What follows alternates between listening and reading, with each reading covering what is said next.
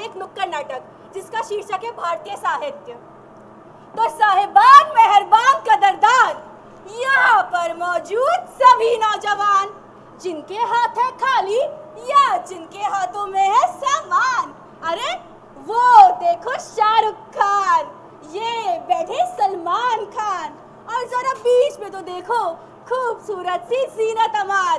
केवल 20 मिनट निकालिए अपने बिजी शेड्यूल से और जरा दीजिए हम पर ध्यान, क्योंकि आज हम आप सबके सामने प्रस्तुत करने जा रहे हैं नुक्कड़। अरे धक्का किसने दिया है? अरे भाई अरे चलना रमेश। अरे ओ रमेश, अरे कहाँ गया रमेश? गया रमेश, दिखाना क्या था? अरे नुक्कड़ और क्या? हाजी हाजी, तेरे घर तो आना हाजी, तेरे सबको बुलाना हाजी। अरे आओ, अरे नाटक देखो, अरे आओ, अरे नाटक देखो, कुछ हमसे सुन लो, कुछ हमें सुनाओ। अरे आओ, अरे नाटक देखो। Good afternoon ma'am. Good afternoon बच्चों। तो आज हम क्या पढ़ेंगे? नहीं मैम, आज नहीं पढ़ना। तो आज हम क्या करेंगे? अरे हवन करेंगे, हवन करेंगे, हवन करेंगे, हवन करेंगे, हवन करेंगे, हवन करेंगे। साइलेंस। Sorry ma'am. अच्छा चलो कोई बात नहीं, अब ये बताओ आज तुम्हें करना क्या है? मैम आज कहानी सुननी है। क्या कहानी? यस मैम, कहानी कहानी कहानी कहानी। चलो ठीक है, लेकिन ये तो बताओ तुम कैसी कहानी सुनना चाहते हो? मैम क्या कहानी अलग अलग तरह की होती है? बिल्कुल, कहानियाँ अलग अलग तरह की होती है। कुछ होती है रोमांच से भरी, तो कुछ होती है खुशियों और दुख के तालमेल से भरी। कुछ कहानी सुन सहम जाते हैं हम, जो होती है हॉरर से भरी, और कुछ कहानियों के अंदर समाया होता है ज्ञान का असीम भंडार, जो देता है हमें हमारी अनोखी सभ्यताओं की मिसाल। मैम आइडिया, क्यों ना आज आप हमें भारत के बारे में कुछ बताओ? यस मैम, बहुत मजा आएगा। चलो ठीक है, तो क्यों ना मैं तुम्हें आज भारतीय साहित्य के बारे में कुछ बताऊं, अपने कुछ वेदों और ग्रंथों से तुम्हें परिचित करवाऊं। Yes ma'am. तो सुनो बच्चों, ये कहानी है बहुत पुरानी, जो आज मुझे है तुम सबको सुनानी। आज आप देखेंगे हमारे ग्रंथों के बारे में, जिससे हम सबकी पहचान बनी। नमस्कार, आज हम आपको ले चलेंगे एक ऐसे सफर में जो शब्दों और विचारों की दुनिया से जुड़ा है। एक सफर जो हमारा दर्पण है, जिस और हमारी संस्कृति का आधार है। भारतीय साहित्य, ये साहित्य ही है जो हमें हमारे वेदों, हमें हमारे सार, हमें हमारी संस्कृति से जोड़े रखता है। अब आप सब देखेंगे वैदिक काल, जहां से हुई शुरुआत भारतीय साहित्य की। ये वो दौर था जब विद्यालय नहीं गुरुकुल हुआ करते थे। बंद दरवाजों में नहीं, खुले वातावरण में पेड़ पौधे पशु पक्षी इन सब के सम्मुख हम विद्यार्थियों को समूचे तक का ज्ञान प्रदान किया जाता था।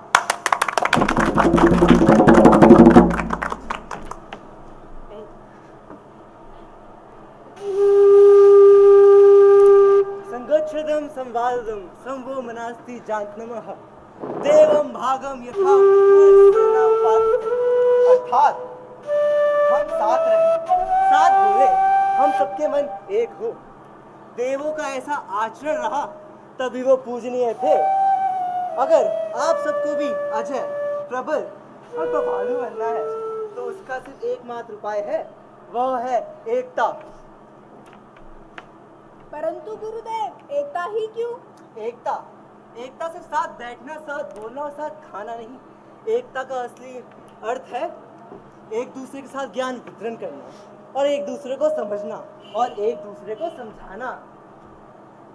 मैम, तो क्या पहले के समय में वेद ही काफी होते थे पढ़ने के लिए?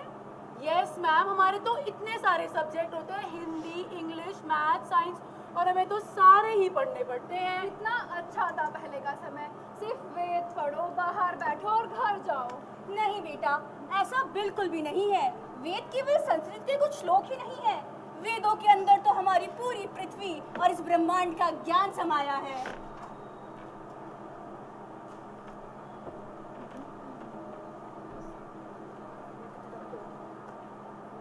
मैम, ये वेद कितनी तरह के होते हैं?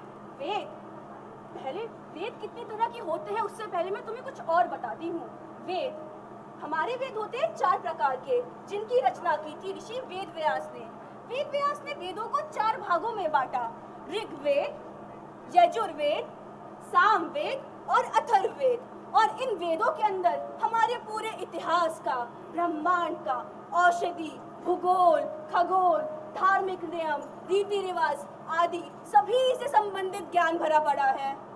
वेद जो हमारी परंपरा और संस्कृति को बनाए रखने के लिए रचित किए गए थे, ये वे शब्द है जो कल्पना से परे है और इस समक्ष ब्रह्मांड के सत्य का याद कराते हैं। मैम, तो फिर हमें वेद पढ़ना चाहिए, फिर हम ये अलग अलग सब्जेक्ट क्यों पढ़ते हैं? हम आपको वेद इसीलिए नहीं पढ़ाते क्योंकि आपके जो अलग अलग सब्जेक्ट्स हैं वो भी वेदों का एक छोटा सा हिस्सा है। मैम, अब आप दूसरे युग के बारे में बताइए। चलो ठीक है, लेकिन उससे पहले आप सब मेरे प्रश्न का उत्तर दीजिए। क्या आप रोज घरों में जाके अपने ईश्वर को, प्रभु को, भगवान को याद करते हैं? उनसे क्या बातें करते हैं या फिर हम अपनी दिनचर्या के बारे में उनसे बताते हैं? मैम, आखिर आप ये क्यों पूछ रहे हो? इसका किसी और युग से क्या लेना देना? क्योंकि जिस अगले काल के बारे में मैं आप सबको बताने वाली हूँ वो है मेडिवल पीरियड, यानी मध्यकालीन काल। मध्यकालीन काल, जिसमें हम एक नए युग में प्रवेश करते हैं, जिसे हम भक्ति और सूफी युग भी कहते हैं। इस युग में साहित्य ने मनुष्य और भगवान के बीच के संबंध बदल दिए। यही वह काल था जिसने साहित्य और भक्ति को आपस में जोड़ा। तुलसीदास, मीराबाई, संत कबीर जैसे विख्यात भक्तों ने अपनी रचना और ईश्वर के प्रति समर्पण से सारे जगत को चकित और मोहित कर दिया।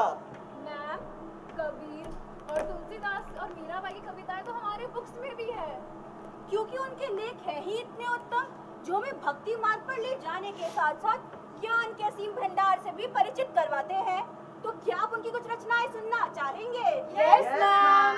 कस्तूरी बसे मृग ढूंढे बन माही, ऐसे घट घट राम है दुनिया देखे नाही।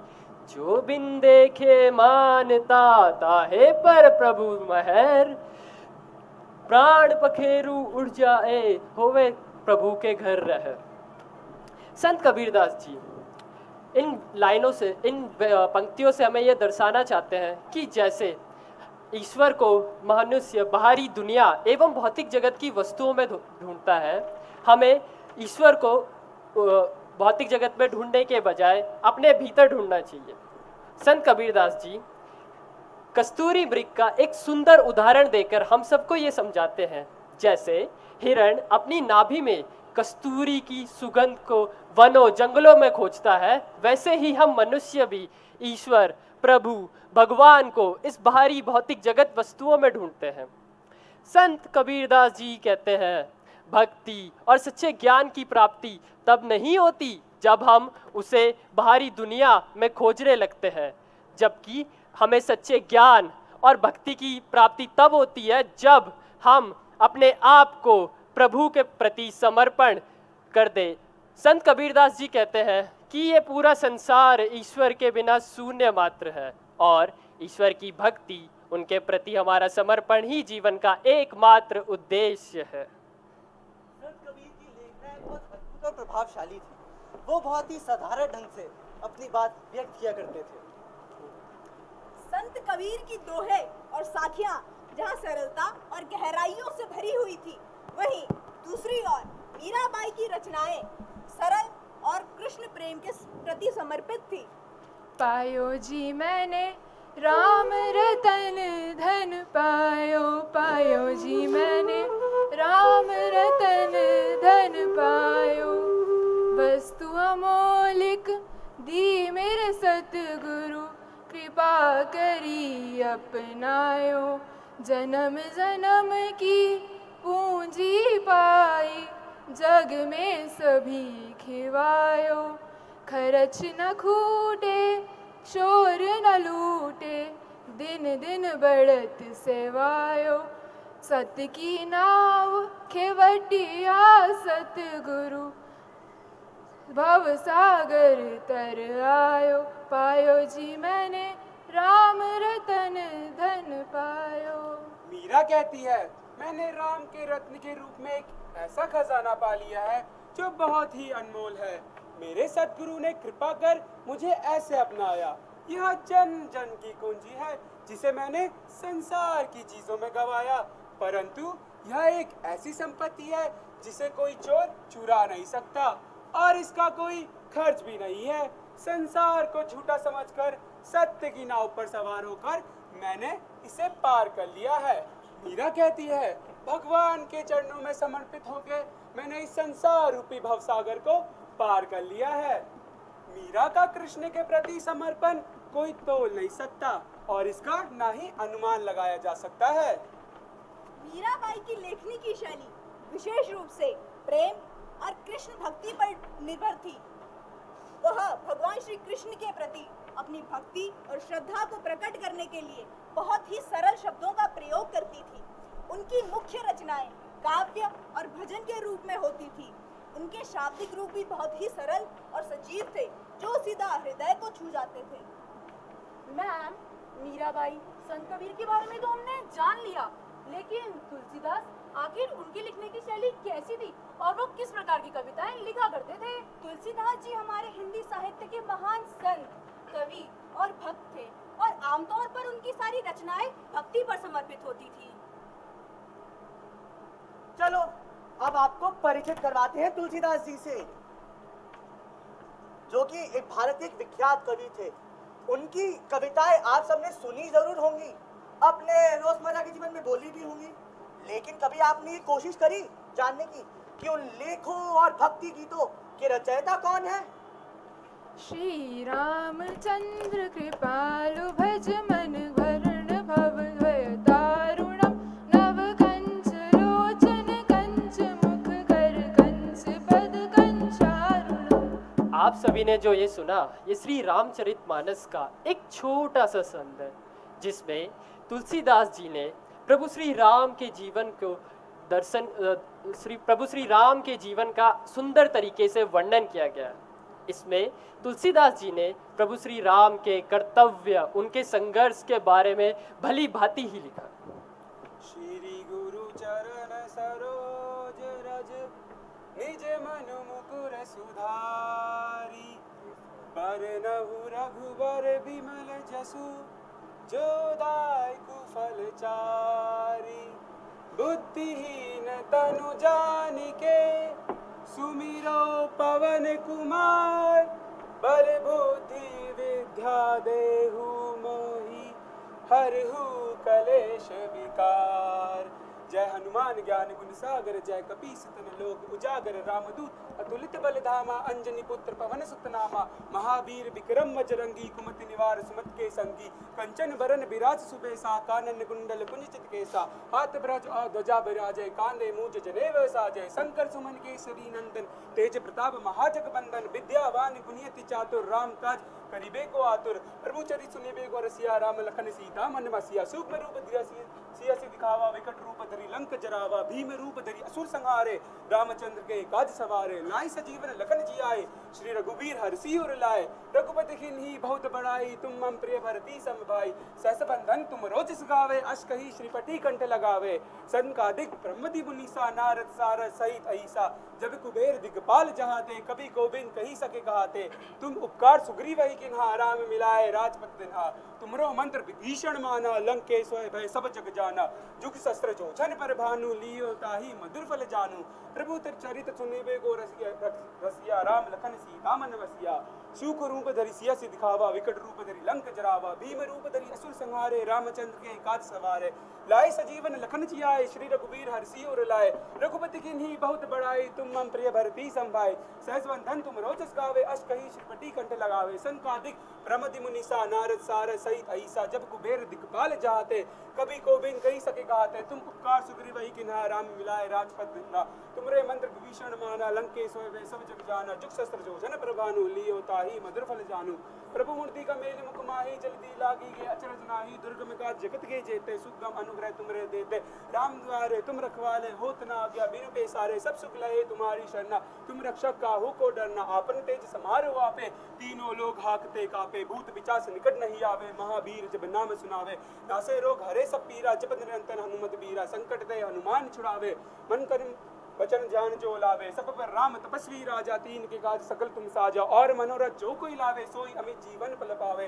चारों जुग परताप तुम्हारा है, परसिद्ध जगत उजियारा, साधु संते तुम रखवाले, असुर निकंदन राम दुआरे, अष्ट सिद्धि नौ निधि के दाता, असबर दीन जानकी माता, राम रसायन तुमरे पासा, सदा रहो रघुपति के दासा, तुमरे भजन राम को पावे, जन्म जन्म के दुख बिसवारे, अंत काल रघुपर पुर जाई, जहाँ जन्म हरि भक्त खाई, और देवता चित्त न धरई, हनुमत से सब सुख करई, संकट कटे मिटे सब पीरा, जो सुमिरे हनुमत बलबीरा, जय जय जय हनुमान गोसाई, कृपा करो गुरुदेव की नाई, जो पाठ कर कोई चुटही बंदी महासुख होई, जो यहाँ पढ़े हनुमान चालीसा, होई सिद्धि साखी गौरी सा, तुलसीदास सदा हरि चेहरा, कीजे नाथ हृदय महाडेरा, पवन तनया संकट हरन, मंगल मूर्ति रूप, राम लखन सीता सहित, हृदय बसहु सुरभूप। इति श्री हनुमान चालीसा।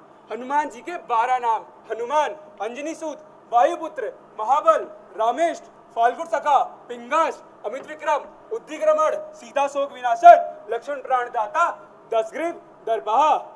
हनुमान चालीसा तुलसीदास जी की लोकप्रिय रचना है, जिसमें तुलसीदास जी ने हनुमान जी की शक्ति, भक्ति और उनके महान कार्यों का वर्णन किया है, जिसे हम लाखों लोग प्रतिदिन अपने घरों में पढ़ते हैं। धन्य है वो जिसने लिया राम का नाम, जिसके जीवन से हुए सारे दुख दूर। जैसा कि आपने देखा, तुलसीदास जी की रचनाएं अधिक तौर पर भक्ति पर समर्पित होती थी, लेकिन क्या आप ये जानते हैं, भक्ति के साथ साथ हमारे साहित्य ने हमें आजादी दिलाने में भी कितना, हमारी आजादी दिलाने में भी हम कितना ज्यादा, आखिर वो कैसे मैम? अब समय आ चुका था अंग्रेजी हुकूमत का। अब साहित्य एक नए रूप में प्रकट हुआ। केवल एक कला नहीं रहा वो, अब वो एक आवाज बन चुकी थी, आवाज आजादी की। चाहे प्रेमचंद की कहानियां हो या रविंद्रनाथ टैगोर की कविताएं, इन जैसे अनगिनत लेखक, कवि अब इंसानों की आवाज बनकर अंग्रेजों से वार्तालाप करा करते थे।